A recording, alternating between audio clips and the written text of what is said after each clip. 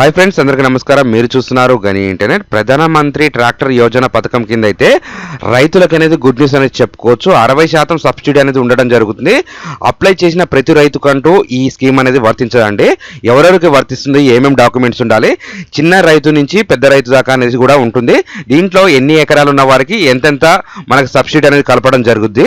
ఈ సబ్సిడీకి అనేది కేటగిరీ రూపంలో ఉంటుంది. అలాగే కొత్త సంవత్సరం కొత్త ట్రాక్టర్ కొనుక్కునే వారికి అయితే మంచి అవకాశం అనేది చెప్పుకోవచ్చు. దీనికి ఎంత సబ్సిడీ ఉంటుంది, మనం ఎంత ఇంట్రెస్ట్ కట్టాలి, ఏ విధంగా అప్లికేషన్ చేయాలి, ఏమేమి డాక్యుమెంట్స్ ఉండాలి అనే దాని గురించి కంప్లీట్ ఇన్ఫర్మేషన్ అంతా ఈ రోజు ఈ వీడియోలో తెలుసుకుందాం. మీరంటూ ఈ వీడియోని ఎక్కడ స్కిప్ చేయకుండా చూస్తే మాత్రం ఈ వీడియోలో 100% డౌట్స్ అనేది మీకు క్లారిటీ ఉండడం జరుగుతుంది. అప్లై చేసిన ప్రతి రైతు కంటే ఈ స్కీమ్ అయితే ఎలిజిబిలిటీ ఉండదు. ఆ ఎలిజిబిలిటీ ఏ విధంగా ఉంటుంది అనేది కానీ ఇప్పటి నుంచి ఎవరైనా కొత్తగా మన ఛానల్ చూస్తున్నట్టయితే సబ్స్క్రైబ్ చేసుకోండి, పక్కన బెల్ ఐకాన్ క్లిక్ చేయండి. తెలంగాణ మరియు ఆంధ్రప్రదేశ్ ప్రభుత్వ పథకాల గురించి, గవర్నమెంట్ జాబ్ల గురించి మన ఛానల్లో చేసి పెట్టడం జరుగుతుంది. మనకి మీ సేవ ఆన్లైన్ ఆధార్ సెంటర్ ఉంది కాబట్టి ఎటువంటి నోటిఫికేషన్ ఉన్నా మన ఛానల్లో చేసి పెట్టడం జరుగుతుంది. మీకు 100% ఏదో ఒక వీడియో అయితే ఉపయోగం ఉంటుంది. ముందుగా ఎలిజిబిలిటీ చూసుకుంటే ముందరైతే మన ఛానల్ కంటూ ఒక లైక్ అనేది చేయండి. ఈ వీడియో చూస్తున్న వాళ్ళు లైక్ అనేది చేసేయడం ద్వారా తెలియని వారికి తెలియపరిచినట్టు అవుతుంది. లైక్ అనేది వెరీ ఇంపార్టెంట్ అండి. ఈ విధంగా మనం చూసుకోవచ్చు. ట్రాక్టర్ సబ్సిడీకి రైతుల పరిస్థితి రోజు రోజుకు దిగజారిపోతుంది అనేసి కూడా చూస్తున్నారు. పెరుగుతున్న ఖర్చులు, దానికి పెట్టుబడికి సాయానికి మనకు అనేది కూడా ఈ ట్రాక్టర్ అనేది 50% సబ్సిడీ అనేది కూడా వీలైతే ఇవ్వడం జరుగుతుంది. ఈ సబ్సిడీ కోసం అయితే మనం అప్లికేషన్ చేసుకున్న ప్రతి రైతు కూడా ఈ స్కీమ్ అనేది వర్తించదనేసి కూడా మనకి ఇక్కడ చెప్పడం జరుగుతుంది. కేంద్ర ప్రభుత్వం, రాష్ట్ర ప్రభుత్వం ఇద్దరు కలిపితేనే ఈ స్కీమ్ అయితే మనకు ట్రాక్టర్ యోజన అనేది పథకం కింద అయితే మనకి సబ్సిడీ రూపంలో ట్రాక్టర్స్ అయితే ఇవ్వడం జరుగుతుంది. ఈ సబ్సిడీ రూపంలో ట్రాక్టర్స్ కి అయితే అప్లికేషన్ చేసుకునే ముందు మీరు అనేది ఒక కొటేషన్ తీసుకెళ్ళాలి. దానికి కావాల్సిన డాక్యుమెంట్స్ అనేది ఉంటుంది. అది ఏ విధంగా ఉంటుంది అనేసి కూడా మనం ఇక్కడ చూసుకోవచ్చు. ఈ సబ్సిడీకి రూల్స్ ఇవే అండి. మనకి ఇక్కడ నుంచి అయితే రాసి ఉండటం చూడండి.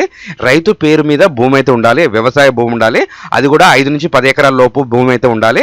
ఆ ల్యాండ్ ఉన్నవారైతేనే దీనికైతే అర్హత చేసుకోవచ్చు. మాకు 20 ఎకరాలు ఉంది, 30 ఎకరాలు ఉందంటే దానికైతే ఎలిజిబిలిటీ తీసుకోరు.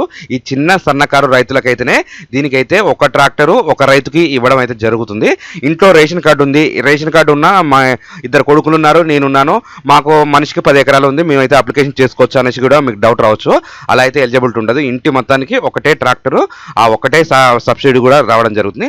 సబ్సిడీ అనేది ఏ విధంగా ఉంటుందంటే, ఎగ్జాంపుల్ మనం ఒక 4 లక్షల ట్రాక్టర్ తీసుకున్నామంటే మనకి అలా సబ్సిడీ 50% అంటారు, కానీ 50 అయితే అసలు రాదండి. మీకు 40% వచ్చినా కానీ, ఒక 2.5 లక్షలు పోయినా కానీ మిగతా అనేది కూడా మీరైతే కట్టుకోవాలి. దానికి కూడా ఇంట్రెస్ట్ పడుతుంది. మీరు డైరెక్ట్ పేమెంట్, సబ్సిడీ పోగా డైరెక్ట్ పేమెంట్ కట్టుకోవడం అయితే బెస్ట్ ఆప్షన్ అని చెప్పుకోవచ్చు. ఎందుకంటే ఆ వడ్డీ ఇంట్రెస్ట్ కూడా మీకైతే పడదు.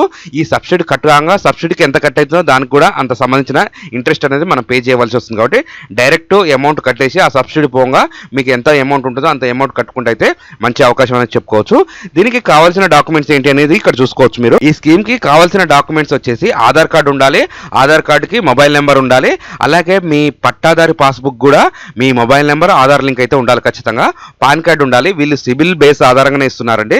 సిబిల్ స్కోర్ అయితే ఖచ్చితంగా ఉండాలి. సిబిల్ స్కోర్ ఉండాలి, పాన్ కార్డు ఉండాలి, ఆధార్ కార్డు ఉండాలి. మూడింటికి అయితే ఆధార్ లింక్స్ అయితే ఖచ్చితంగా ఉండాలి. అలాగే డ్రైవింగ్ లైసెన్స్ అనేది ఉండాలి, వ్యాలిడిటీ డ్రైవింగ్ లైసెన్స్ ఉండాలి. దానికి సంబంధించిన వివరాల పత్రాలు కూడా ఉంటుందిగా, ల్యాండ్ అనేది కూడా పత్రాలు అయితే మీరు అక్కడ డాక్యుమెంట్స్ అయితే సబ్మిట్ చేయాలి.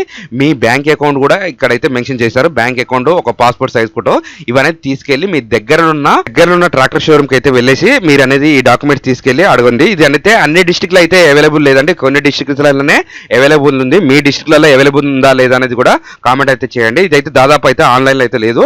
ఆన్లైన్లో ఉండడం జరిగింది కానీ కొన్ని ఫ్రాడ్ నడుస్తుంది కాబట్టి ఆన్లైన్ అయితే దయచేసి అప్లికేషన్ తీసుకోకండి.